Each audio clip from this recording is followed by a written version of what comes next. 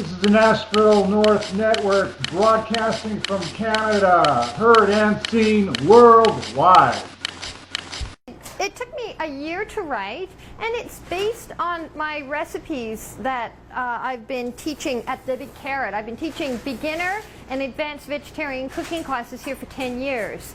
And what I've had to do is I've had to learn to listen all over again to what people's needs are. Because my background is that of a chef, and when you're with other chefs, other people in the food industry, you tend to want to discuss food trends, food issues, and someone who has to come home at the end of the day and has 20 minutes to make a nutritious, delicious meal isn't as concerned about the 7 kinds of heirloom tomatoes you can get and the best way to seed them.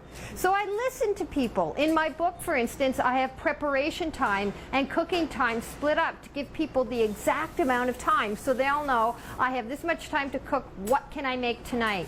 And I tried to make the book very user-friendly. For instance, I've got some tofu here. You go to a health food store, there's 7, 8 kinds of tofu to buy. How do you know which kind to buy? Firm, extra firm, soft. And why is the extra firm twice as expensive as a regular piece of tofu? When should I change the water? So what I've tried to do is give consumers a lot of information so they can make intelligent decisions as well as prepare the meals. I hired a recipe tester, a woman who worked at Canadian Living, because I felt that she had her pulse on what the average Canadian would eat. And I don't mean that in a condescending way. She said to me, "Nettie, I know you teach in a health food store, but you've got to walk through some supermarkets." And she took me to 3 different supermarkets, see what's on the shelves, see what people can buy. You might recommend soy milk for that poppy seed cake recipe, but most people will use 2% or skim. And she's right. So what we've tried to do in the book is give people options. If you want to be dairy-free, you don't have to use any dairy. I have substitutions for things like cheese. You can use good-tasting nutritional yeast, breadcrumbs, other ingredients. And if you decide you do want to use dairy and buy all your ingredients in a supermarket, you can do that as well. Now, you said your background is a chef. Now, did you learn to be a chef with meat, or have you always been a vegetarian chef? Well, I've been a vegetarian since '74, and I learned to cook. My first experience with knives happened on a kibbutz in Israel. And I was an apprentice to the vegetarian chef. And I stayed there about a year, gained 25 pounds, and then went further east, India, Thailand. And when I eventually, 2 years later, came back to Canada, I decided I wanted to remain vegetarian, did some higher education, and started teaching cooking classes. Opened my own deli in a health food store, and worked at various establishments around the city. And then I got a job at King Ranch as a vegetarian chef. And I also had my own food company where I made a line of vegetarian frozen dinners. I had 8 different dinners, and they were very, very popular. What are the benefits of switching to being a vegetarian for you? Well, for me, I became a vegetarian for ethical reasons, but I'm finding now more and more people want the option of a vegetarian diet. Someone will say to me, you know, I'm a damn good cook. I know how to cook a chicken, I know how to cook a roast, but I'm tired of chilies, I'm tired of lasagnas. What other ingredients can I use? I hear about these wonderful grains, things like quinoa, spelt. How can I cook with them in an intelligent, tasty way? And so more and more people that come to take the class are interested in health. Or they may know someone who's not well, or they may want to be part of a support group.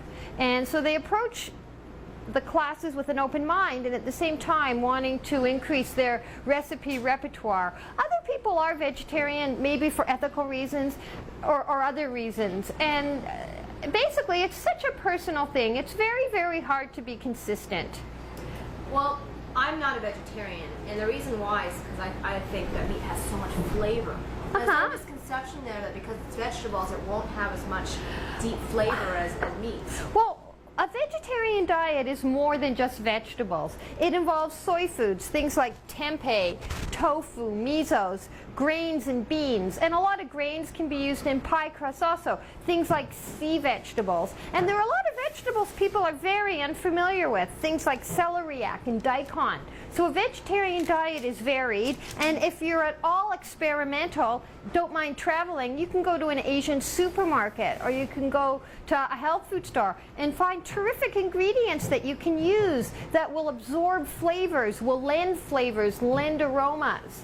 And I think if people feel that meat is an integral part of their diet and they enjoy eating it, what they might want to do is look at how much of it am I eating? What's healthy?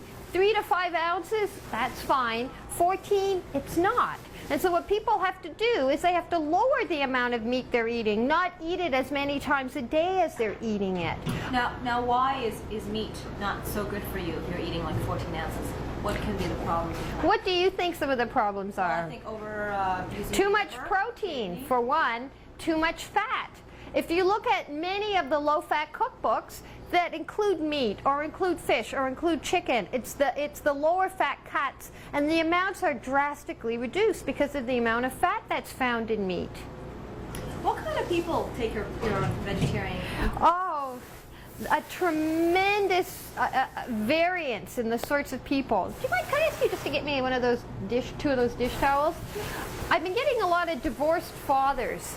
Really? Men who have to look after their kids for the first time in their lives. And then I get a lot of teenagers who want to be vegetarian but don't know how to cook.